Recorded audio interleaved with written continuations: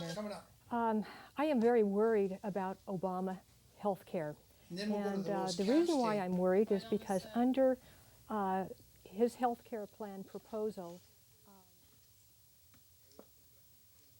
between the supplier and the patient. In other words, you have to take what the government gives to you.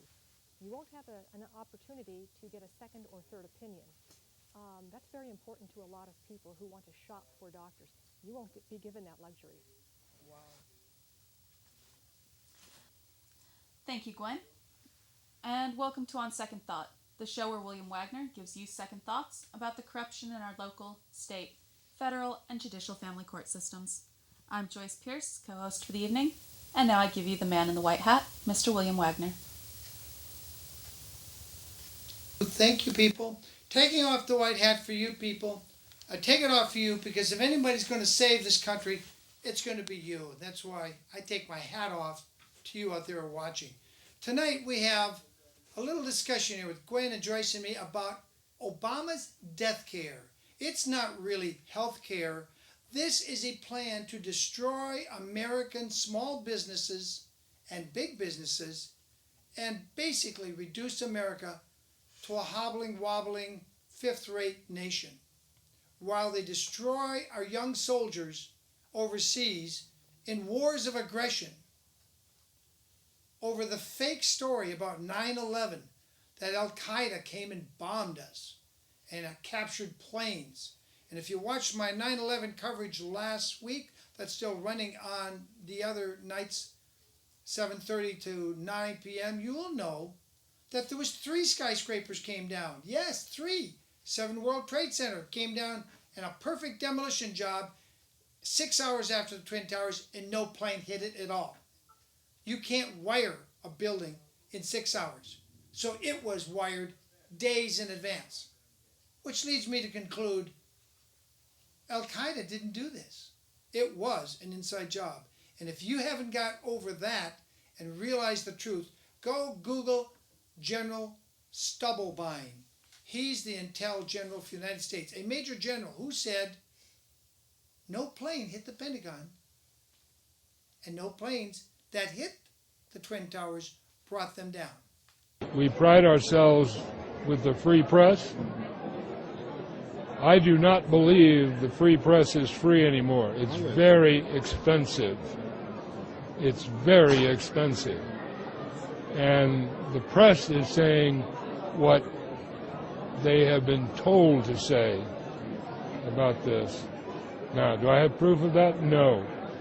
But I believe that certainly the stories that were told all about 9/11 were false. I mean, you take a look at the buildings falling down. They didn't fall down because airplanes hit them. They fell down because of explosives went off inside. Demolition. Look at Building 7, for God's sakes. It didn't fall down to its side.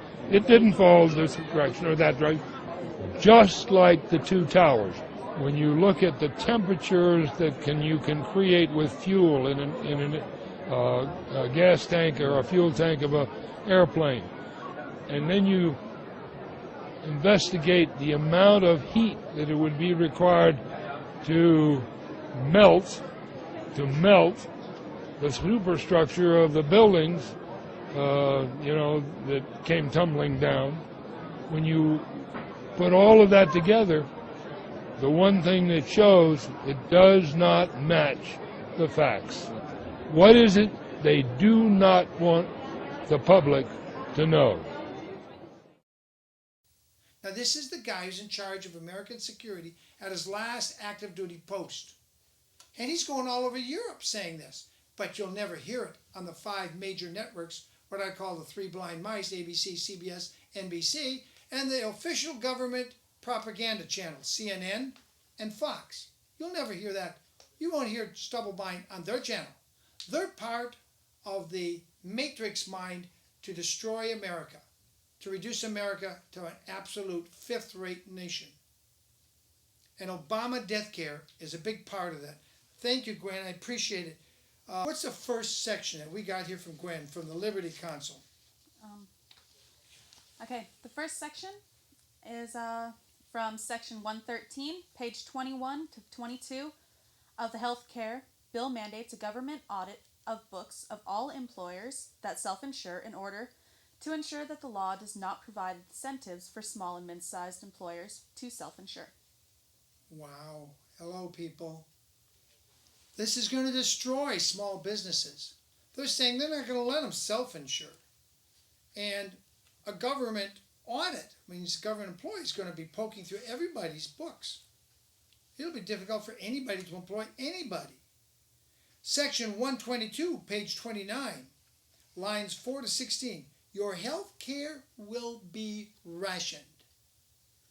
Now, if any of you don't know what rationing is, go look it up. Or go look at the 1930s Depression era, where people were rationed on how much soup they could get at the soup kitchen. 123, page 30 states, there will be a government committee deciding what treatments and benefits you will get. You like that idea? No, but I'm sure you want me to smile now, don't you? Well, I mean, it's laughable, Joyce. They're going to, some bureaucrat who's not even a medical person is going to decide on what kind and what quality of benefits you get. That's insane. Section 142, page 42, the Health Choices Commissioners will choose your benefits for you. They're going to choose for you. Maybe you need a root canal this week really bad, but they decide to give you caps on your front teeth because the dentist that does caps is more available. So you suffer with a root canal, that's infected, not getting done, and you got an infected nerve in your root, and you just suffer. I don't like this. What do you got next, Joyce? Section 152, page 50 to 51. Health care will be provided to all non-U.S. citizens. Wow. Don't you citizens, hard-working taxpayers, and you unemployed, formerly employed taxpayers love that? You're going to have all the non-U.S. citizens flooding into U.S. to get health benefits while you and your children suffer waiting. Don't matter that you may have worked for 20 years and then got laid off because your employer couldn't provide you with health insurance. You're going to now be forced on the government's Obama death care plan while foreigners get health care. And you wait, and your children suffer. I suppose only Americans will now have to buy a traveler's insurance.